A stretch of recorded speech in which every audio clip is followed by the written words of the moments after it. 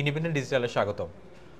আপনারা জানেন এর মধ্যে চূড়ান্ত হয়েছে যে আগামীকাল মঙ্গলবার রাতে বিএনপি প্রধান বেগম খালেদা জিয়া চিকিৎসার জন্য বিদেশ যাচ্ছেন। কাতারের আমিরের পাঠানো বিশেষ এয়ার অ্যাম্বুলেন্সে তিনি প্রথমে লন্ডনে যাবেন, সেখানে কিছুদিন অবস্থান করার পর যুক্তরাষ্ট্রে যাবেন চিকিৎসার জন্য। সেখানে তার ছেলে তারেক রহমানের সঙ্গে দেখা হবে খালেদা জিয়ার। দীর্ঘ 7 বছর পরেই দেখা। খালেদা জিয়ার বিদেশ যাত্রা, তারেক রহমানের দেশে ফেরা এবং লন্ডনে মা ছেলের 7 বছর পরে দেখা হয়, এ নিয়ে কথা বলবো। সঙ্গে আছে আমি সুপ্রিয় শিকদার, আমার সঙ্গে যুক্ত আছেন ইন্ডিপেন্ডেন্ট ডিজিটালের প্রধান বার্তা সম্পাদক তানভীর সোহেল। তানভীর সোহেল, শুরুতে যেটা বলছিলাম যে খালেদা জিয়া আগামীকাল বিদেশ যাচ্ছে, চিকিৎসার জন্য বিদেশ যাচ্ছে। গতকাল রাতেই তিনি তার স্থায়ী কমিটির নেতাদের সাথে দেখা করেছেন, একটি বৈঠক হয়েছে। সেই বৈঠকে আসলে কি হলো, কি জানা যাচ্ছে? আসলে খালেদা জিয়ার এই যে বিদেশ যাওয়াটা আসলে এটা খুবই গুরুত্বপূর্ণ একটা ব্যাপার। একদিকে যেমন খুবই স্বাভাবিক যে তিনি অসুস্থ, দীর্ঘদিন ধরে শারীরিকভাবে অসুস্থ, ফলে তার ট্রিটমেন্ট এটি কিন্তু অনেক দিন ধরে বলা হচ্ছে এবং একটা সুবিধাজনক সময় এখন, এবং এত দূরের পথ মুভ করার মতো যে পরিস্থিতি তৈরি হওয়ার পরেই কিন্তু তিনি আসলে দেশের বাইরে ট্রিটমেন্টের জন্য যাচ্ছেন এবং তিনি প্রথমে লন্ডনে এবং যুক্তরাষ্ট্রে আপনি যেটি বলছিলেন যে ট্রিটমেন্ট করবেন। তো এরপরেও কিন্তু আসলে এই যে ট্রিটমেন্ট বা শারীরিক অসুস্থতার মধ্যেও কিন্তু যেহেতু তিনি একটি বড় দলের প্রধান এবং রাজনৈতিক ব্যক্তিত্ব, এতে কোনো সন্দেহ নেই, ফলে তার যে কোনো মুভমেন্টের সঙ্গেই কিন্তু একটা রাজনীতি সম্পৃক্ত থাকে, এটা খুব সহজেই আমরা বলতে পারি বা মানুষের মধ্যেও আলোচনা হয়। এবং যখন এই আলোচনাটা হচ্ছে তখন আসলে তিনি যখন দলীয় প্রধান হিসেবে দেশে থাকছেন, তার ছেলে কিন্তু ভারপ্রাপ্ত প্রধান হিসেবে কিন্তু লন্ডনে অবস্থান করছেন এবং সামনে একটি নতুন সরকার, এই মুহূর্তে অন্তর্বর্তী সরকার দেশ পরিচালনা করছেন। শেখ হাসিনা সরকার ক্ষমতাচ্যুত হয়েছে এবং সেখানে যে সামনে একটা নির্বাচনের কথা কিন্তু অন্তর্বর্তী সরকার বলছেন যে সেটি এই বছরের ডিসেম্বরে অথবা আগামী বছরের জুনের মধ্যে। তো স্বাভাবিক এই যে খালেদা জিয়া এই যে সফরটি, বিএনপি চেয়ারপারসনের সফর, যেমন তার শারীরিক সুস্থতার জন্য যেমন প্রয়োজন, পাশাপাশি কিন্তু রাজনীতিতেও এটি গুরুত্বপূর্ণ ভূমিকা রাখবে। এবং আমার মনে হয় যে তারেক রহমানের সঙ্গে তার সরাসরি দেখা হচ্ছেন, সামনাসামনি দেখা হচ্ছেন, নিশ্চয়ই তাদের ভিডিও কলে কথা হয়, সেটি তো হচ্ছেই সবসময়। তো রাজনীতি, দল পরিচালনা, রাজনীতি, সামনে ইলেকশনের প্রার্থিতা, দলের ভেতরের অবস্থা কি হবে, আদতে তারেক রহমান কবে নাগাদ ফিরতে পারবেন, এই বিষয়গুলো কিন্তু খুব স্বাভাবিকভাবেই এই আলোচনায় আসবে। এবং যেটি আপনি বলছিলেন যে স্থায়ী কমিটির বৈঠকে আসলে কি হয়েছে, স্থায়ী কমিটির বৈঠকে মূলত আমরা কালকে রাতেই দু একজন সদস্যের সঙ্গে আমাদের কথা হয়েছে এবং তারা কিন্তু বলেছেন যে খালেদা জিয়া মানে রাজনীতিটা মানুষের কল্যাণের জন্য তাদেরকে করতে বলেছেন এবং যত মানুষের কাছে পৌঁছানো যায়, তাদের যে রাজনৈতিক সিদ্ধান্তগুলো যেন সঠিকভাবে নেওয়া যায়, মূলত সেই দিক নির্দেশনা তিনি দিয়েছেন। এবং গণতন্ত্র এবং নির্বাচিত সরকার ব্যবস্থা কিভাবে দেশে ফিরে আসতে পারে এবং তার দল এখানে কী ধরনের ভূমিকা তার দলের রাখা উচিত, পজিটিভ ভূমিকা যেভাবে থাকা উচিত, সেটি যেন তারা অব্যাহত রাখেন, সেই দিক দিয়ে তিনি পরামর্শ দিয়েছেন। আর তিনি স্বাভাবিকভাবেই সেখানে কয়েকটি প্রশ্ন সেখানে আসছে যে সুস্থতার জন্য তারা যেমন মানে তার জন্য দোয়া করেছেন, শুভকামনা জানিয়েছেন। পাশাপাশি কিন্তু এই প্রশ্নগুলো সেখানে আসছে যে তারেক রহমান আসলে কবে নাগাদ দেশে ফিরবেন, সেই প্রসঙ্গ কিন্তু কয়েকটা কথাবার্তা উঠছে। তো সেই প্রসঙ্গগুলো খুব বেশি না হলে তার বিএনপি চেয়ারপারসন খালেদা জিয়া কিন্তু বলেছেন যে সামনে নির্বাচন এবং সেইভাবে প্রস্তুতি রাখা এবং তারেক যে দেশে ফিরবেন এটি কিন্তু আসলে অনেকটাই নিশ্চিত, কিন্তু টাইমটা হয়তো এখনো পর্যন্ত চূড়ান্ত হয়নি। তানভীর, আমরা দেখেছি খালেদা জিয়ার চিকিৎসার জন্য বিদেশে যাওয়ার তারিখ নির্ধারণ নিয়ে বেশ কয়েক দফা হেরফের হয়েছে এবং অবশেষে গতকাল রাতে যে স্থায়ী কমিটির বৈঠক হয়েছে সেখান থেকে চূড়ান্ত তারিখ ঘোষণা করা হলো। আসলে চিকিৎসার জন্য খালেদা জিয়া বিদেশে যাবেন, সেটার জন্য কেন স্থায়ী কমিটির বৈঠকের আলোচনার জন্য অপেক্ষা করা হলো? না না, এটি কিন্তু একটু মানে আলোচনার মধ্যে একটু ভুল আছে এখানে, যে স্থায়ী কমিটি বৈঠকের জন্য চিকিৎসা বিলম্বিত হচ্ছে বা গতকালকে সূত্র মারফত যতটুকু জেনেছি যে তারিখটাই নির্ধারণ চূড়ান্ত করা হবে স্থায়ী কমিটির বৈঠকে, এমনটাই বিভিন্ন সংবাদ না না, এটি আসলে এটি একেবারেই সঠিক না যে স্থায়ী কমিটির বৈঠকে তারিখ নির্ধারিত হবে। মূলত আসলে তিনি একটা তো রাজনৈতিক পরিস্থিতি, কারণ সে কারণে তিনি যাবেন কি যাবেন না একটা পরিস্থিতি ছিল। আপনি জানেন যে বাংলাদেশের রাজনীতিতে -2 বলে একটা শব্দ অনেক দিন ধরে হচ্ছে, সেই 2007 সাল থেকে যেটার উদ্ভব হচ্ছে। তো এই বড় অপোনেন্ট দল যেটি আওয়ামী লীগ, তার প্রায় সব নেতাকর্মী এই মুহূর্তে পালিয়ে গেছেন, দেশের বাইরে আছেন। সেখানকার শেখ হাসিনা তিনি ভারতে আছেন, তারেক রহমান দেশে নাই, বিএনপির ভারপ্রাপ্ত চেয়ারম্যান।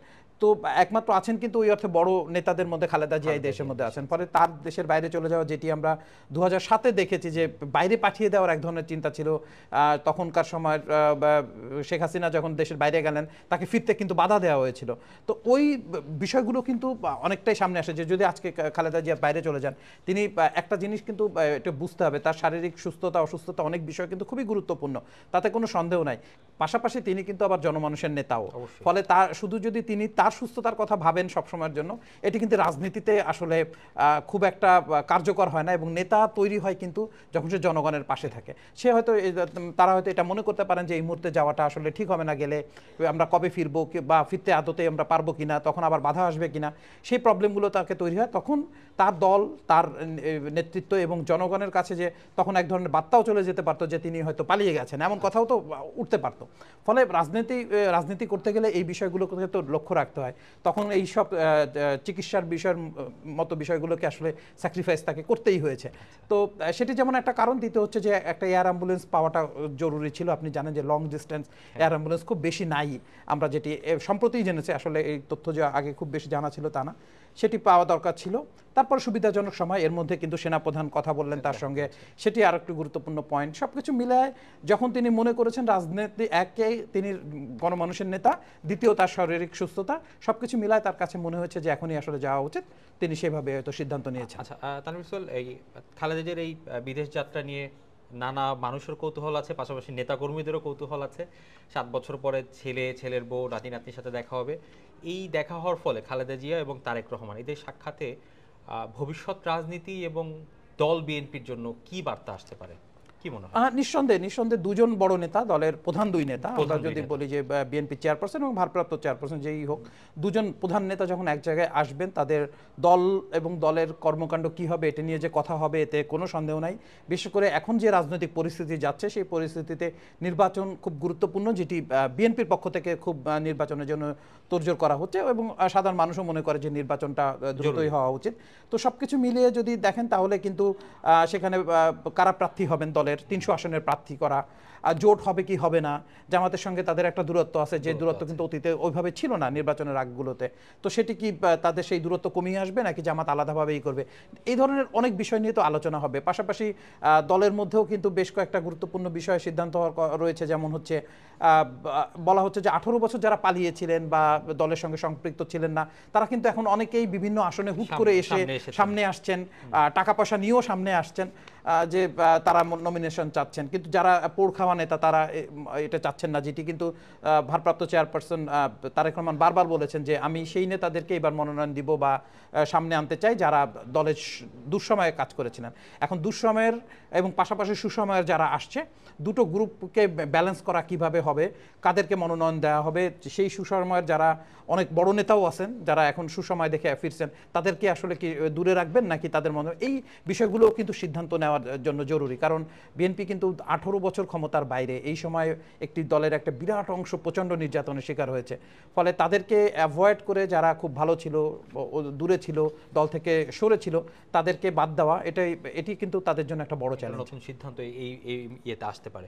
আচ্ছা তানভীর, আপনিও বলছিলেন যে -2 ফর্মুলা আমাদের দেশে বেশ আলোচিত। সেই জায়গাটায় খালেদা জিয়া কবে নাগাদ দেশে ফিরতে পারেন সেটা অবশ্যই হয়তো তার চিকিৎসার উপর নির্ভর করবে। তাছাড়াও এমন কোনো সম্ভাব্য তারিখ জানা গেছে কিনা যে কবে নাগাদ দেশে ফিরতে পারেন? দেশে ফেরার ক্ষেত্রে কোনো শঙ্কা আছে কিনা, কি মনে হয়? না, আমার কাছে এখনকার যে রাজনৈতিক বাস্তব পরিস্থিতি, তাতে তার দেশে ফেরার ক্ষেত্রে কোনো শঙ্কা আছে বলে মনে হয় না। আর কবে ফিরতে পারেন এটি কয়েক মাস লাগতে পারে।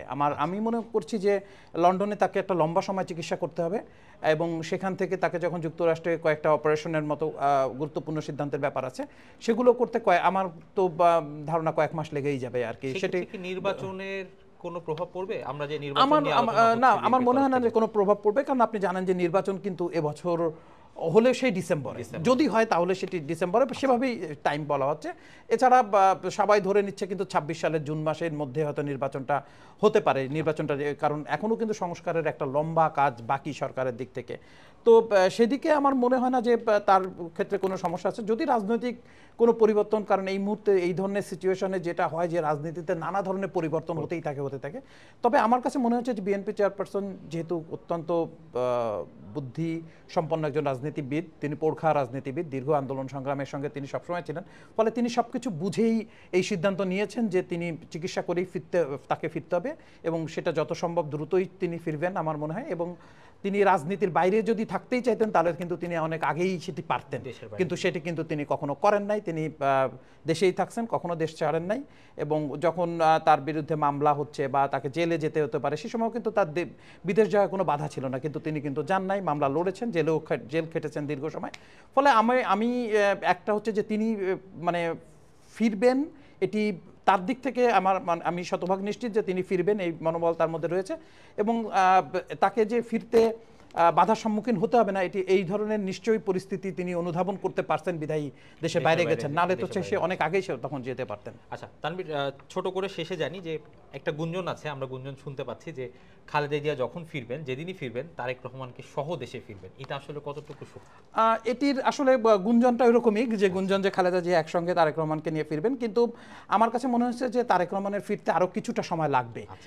হয়তো এবার খালেদা জিয়ার সঙ্গে তিনি ফিরতে পারবেন এমনটা আমার কাছে মনে হচ্ছে না, কারণ আমি তাদের যে আইনজীবী এবং নেতাদের সঙ্গে যতটুকু কথা বলেছে তাতে আমার কাছে মনে হয়েছে যে তারা চাচ্ছেন যে বিএনপি ভারপ্রাপ্ত চেয়ারম্যান তারেক রহমানের যে মামলাগুলো, সেই মামলাগুলো শেষ হলেই তারা আসতে চান। এই মুহূর্তে আপনি জানেন যে বেশ কিছু গুরুত্বপূর্ণ কয়েকটা মামলায় কিন্তু তিনি খালাস পেয়েছেন, তার মধ্যে 21 আগস্ট গ্রেনেড হামলা মামলা, তারপরে হচ্ছে 10 টাকা অস্ত্র মামলাতে তিনি খালাস পেয়েছেন, গতকালকে সম্প্রতি আরও 4টি মামলার তিনি মুক্ত হয়েছেন।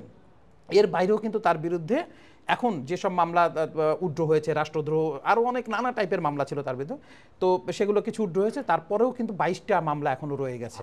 তো এই 22টি মামলার ব্যাপারে একটা সিদ্ধান্ত আসতে হবে। তো যেহেতু তিনি বহু বছর ধরে বাইরেই আছেন, আমার মনে হয় যে তিনি এইভাবেই আসবেন যে এসে তার যেন রাজনীতিতে কোনো বাধা তৈরি না হয়, তিনি পুরোদমে, কারণ তিনি কিন্তু দূরে থাকলেও পুরো প্রস্তুত রাজনীতির জন্য, তাই না? বাংলাদেশের পরিস্থিতি তিনি খুব ভালো বোঝেন, তিনি 31 দফা দিয়েছেন, তিনি রাজনীতি নিয়েও অনেক কাজ করছেন, প্রতিনিয়ত নেতাকর্মীদের সাথেও তিনি কিন্তু সবসময় যোগাযোগ করেন।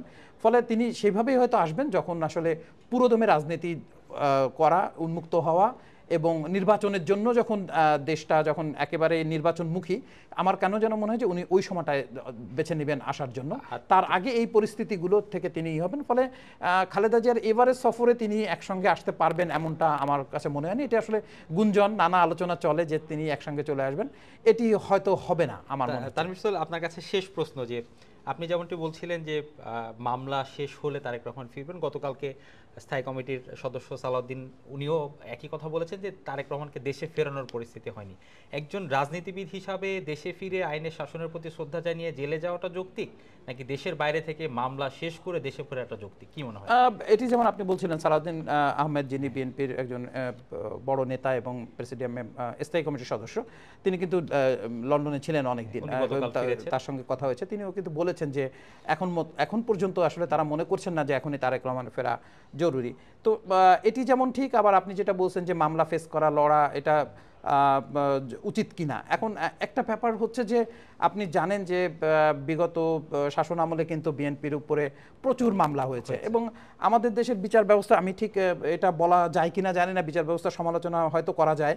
সেই জায়গা থেকে যদি বলি যে আমরা একটা সময় দেখি যে কখনো জামিনই হচ্ছে না একই মামলাতে, আবার পরিস্থিতি যখন পরিবর্তন হচ্ছে একসঙ্গে হাজার হাজার মামলা জামিন হয়ে যাচ্ছে একদিনে, উইদিন 1 ঘন্টা 2 ঘন্টার মধ্যে। এখন বিচার ব্যবস্থা যদি বিচার প্রক্রিয়ার মধ্য দিয়ে চলে তাহলে তো এমনটা হওয়ার কথা না, তাই না? যে আমি খুন করছি, আমি জামিনে পাচ্ছি না, আমি পাচ্ছি, রয়ে গেছি, অথচ দেখা যাচ্ছে যে একটা পরিস্থিতি চেঞ্জ হলে ওই একই মামলাতেই আমি জামিন হচ্ছে, আমি খালাস পেয়ে যাচ্ছি, আমাকে সবকিছু হয়ে যাচ্ছে। এখন সেই ক্ষেত্রে এটি হচ্ছে যে একটা বড় প্রবলেম, যে আপনি যেটা বলছিলেন যে তারেক রহমান দেশে এসে মামলা আসলে কিভাবে পরিচালিত হবে, কি মামলা পরিচালিত হবে, কিন্তু দিনের পর দিন আপনি বিনা বিচারে আপনাকে জামিন দেওয়া হবে না, আটকে থাকতে হবে, জেলখানায় থাকতে হবে, ঘুরতে হবে। তো এই জায়গাটা যদি গভর্নমেন্ট চায়, আসলে সেভাবে তো বিচার আমরা দেখে আসতেছি সেই রকমই, যে সরকার যদি চায় তাহলে আপনি নির্দোষ না দোষী এটি আসলে বিষয় না, আপনাকে জেলেই থাকতে হবে। জামিন আপনি পাবেন, হয়তো বিচারের রায় হয় নাই, রায় হচ্ছে না, কিন্তু আপনি জামিন পাচ্ছেন। একটার পর একটা মামলায় আপনাকে আটক দেখানো হবে, একটা 6 মাস পর জামিন পাবেন, তো আরেকটা মামলায় আটকে যাবেন। তো একটা মানুষ বিনা বিচারে আসলে কি দিনের পর দিন জেলখানায় থাকবে? এটি কিন্তু আসলে বিচার ব্যবস্থায় বা আইনের শাসন প্রতিষ্ঠার জন্য খুব একটা ভালো কিছু না। আপনি দেখবেন যে বাইরের দেশগুলোতেও দেখেন যে হয় দ্রুত বিচার হচ্ছে, অথবা সেই মানের কুখ্যাত অপরাধী যাদেরকে আসলে জেলে না রাখলে বড় ধরনের ক্ষতি হতে পারে, তাদেরকে জেলে রাখা হচ্ছে। সবাইকে আপনি যুক্তরাষ্ট্রের মতো দেশে দেখেন যে ম্যাক্সিমাম আসামিকে কিন্তু ছেড়ে দেওয়া হয়, যে আচ্ছা বিচার প্রক্রিয়ার মধ্যে চলবে, কিন্তু আপনি বিচারই শুরু হয় না তার আগে আপনি দিনের পর দিন, বছরের পর বছর আপনি জেল খাটতেছেন, 20 বছর পরে গিয়ে জানলেন আপনি খালাস।